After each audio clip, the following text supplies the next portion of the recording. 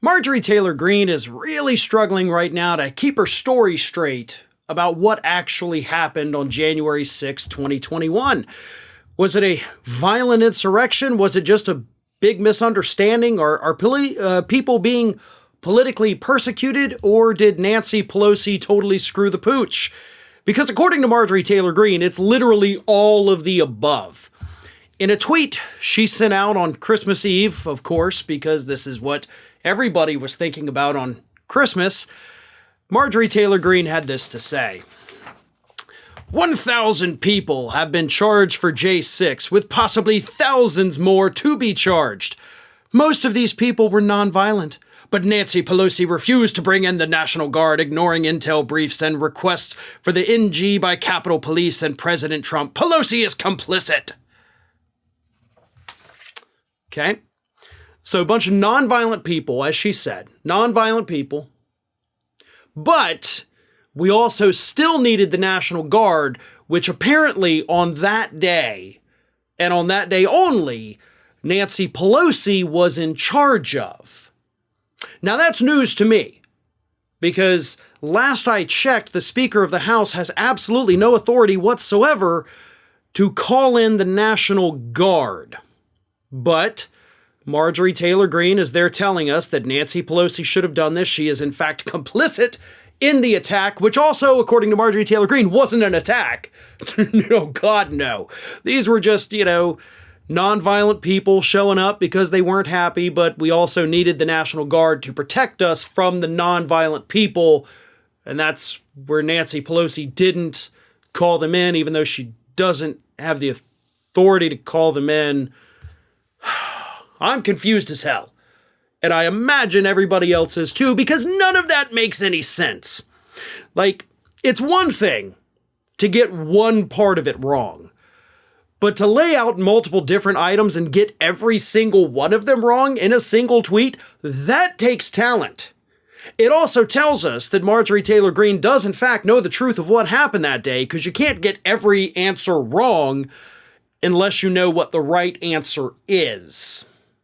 So she knows exactly what she's doing, and what she's actually doing, and this is very important, is she's priming us for an investigation.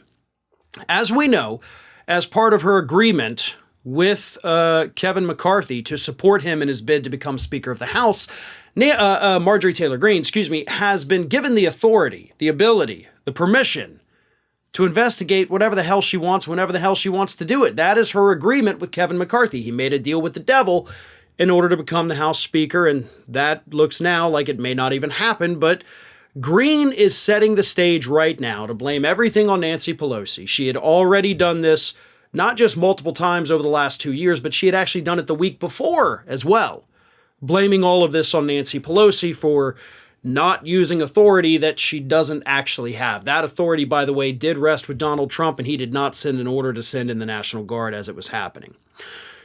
However, Greene wants to make Pelosi the focus of January 6th.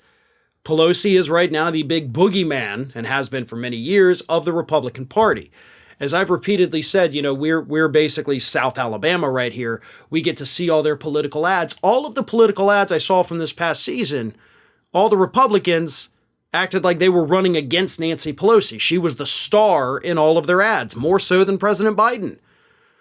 So what Marjorie Taylor Greene is doing here is trying to say Pelosi's the one responsible for January 6th, but don't you worry, because Greene is going to investigate it, get to the bottom of what Pelosi did that day, which of course was what everybody else did, which was fear for their lives and wonder why in the hell the Capitol Police weren't doing their jobs.